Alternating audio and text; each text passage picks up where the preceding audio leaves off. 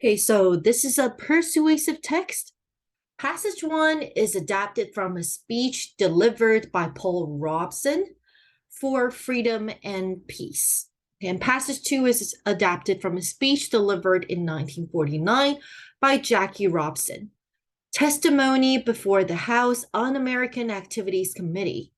So Robson, an actor and singer, discusses remarks he made at a peace conference in Paris during a time of high tension between the United States and the Communist Soviet Union, also called Russia. Robinson, a prominent athlete, was called before the House of Representatives to respond to Robson's remarks. Okay, so passage one, Robeson. I love the Soviet people. So right away, that's kind of like a traitor, right? As an American, loving the Soviet people more than any other nation. Why is that? Because of their suffering and sacrifices for us, the Negroes. So he thinks Soviet people help Black people, the progressive people, the people of the future. So we can see, all right, so he thinks Soviet people positive. At the Paris Peace Conference, I said it was unthinkable that the Negro people of America or elsewhere in the world could be drawn into war with the Soviet Union. I repeated with a hundredfold emphasis Black people will not fight. I'm born and bred in this America of ours. So, do you see how this is kind of making concession? Because apparently that starting point is going to piss a lot of American people off. But he's like, you know what? I'm American myself. I want to love it. I love a part of it. And then the shift is to his central claim, right? So after concession, we want to look for but, yet, however, nevertheless, and then the claim. But it's up to the rest of America when I shall love it with the same intensity that I love the Negro people from whom I spring, meaning his love for America is conditional. In the way that I love progressives in the Caribbean, the Black and Indian peoples of South and Central America, peoples of China, so on and so forth, suffering people the world over, in the way that I deeply and intensely love the Soviet Union. That burden of proof rests upon America. So whether I love America or not depends on how you behave. Quite demanding.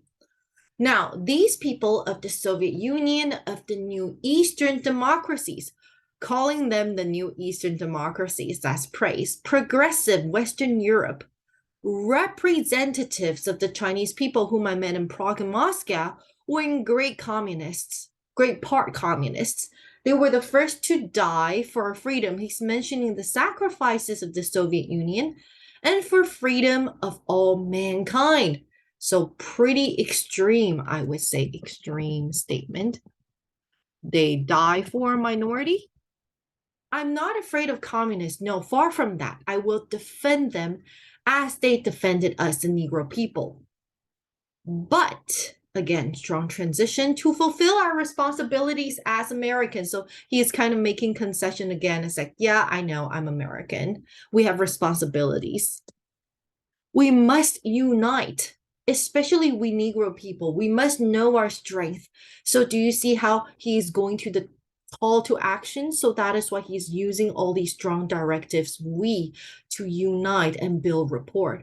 We are the decisive force, Black people. That's why they fear us. So you might be wondering who is the they? Possibly white Americans, right? If we unite in all our might, this world can fast be changed. Let us, that's a very clear call to action. Let us create that unity now.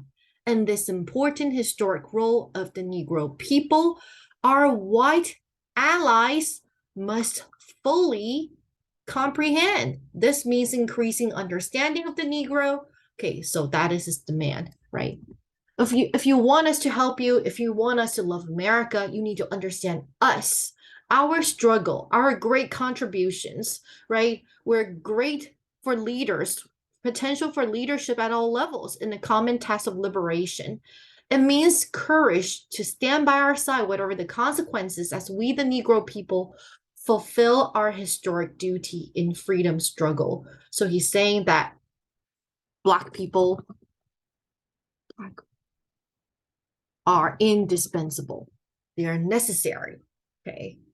And that's why.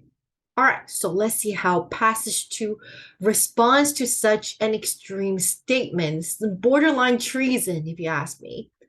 So I've been asked to express my views on Paul Robeson's statement in Paris to the effect that American Negroes would refuse to fight any war against Russia because we love Russia so much. So do you see how this is a they say, I say? So he's saying passage one says, but what do you think? What does passage two think? That is the shift. I haven't any comment to make on that statement, except that, so he does have comment. I think Mr. Robeson actually made it. It sounds very silly to me. So passage one, you're silly. But acknowledging he has a right to his personal views, and if he wants to sound silly when he expresses them in public, that's his business and not mine. He's still a famous ex-athlete and great singer and actor. So do you see how he acknowledges the first person's accomplishment, but saying you're just a dumbass, right? Your statement, no, if you want to sound dumb, that's fine by me. I don't agree. I understand that there are some few Negroes who are members of the Communist Party. In the event of war with Russia, they probably act just as any other communist would. So would members of other minority and majority groups. So he's saying that, you know what, people who are this crazy, this extreme, they're just a few of them. And it's not limited to Black people. Other minority and majority groups would have some extremists, people who side with communists as well. So don't blame us, Black people. There are some color pacifists, and they act just like pacifists of any color.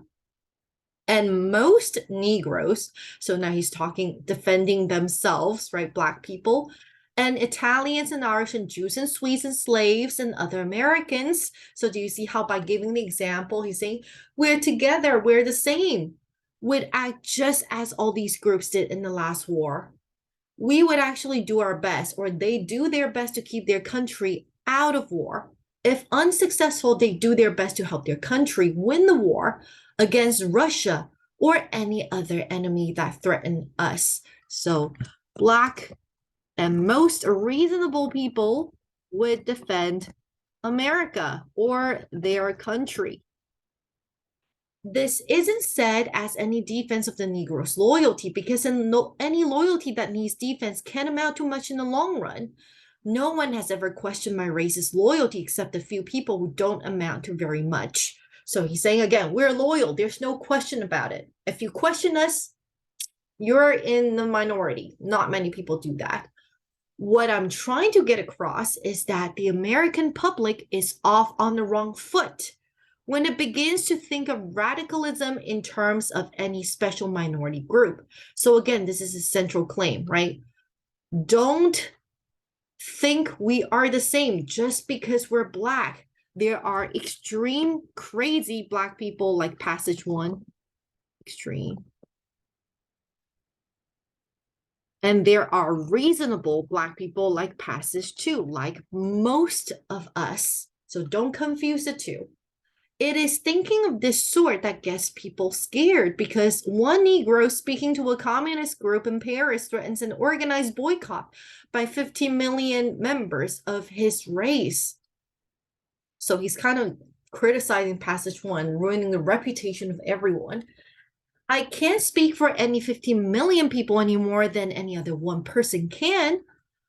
But strong transition, I know that I've got too much invested for my wife and child and myself in the future of this country. And I and other Americans and many races and faiths have too much invested. So he's talking about, you know, personal connection with the United States, right? Like all families, they have invested so much. Why would they risk it, right? I and other Americans of many races and faiths have too much invested in our country's welfare for any of us to throw it away.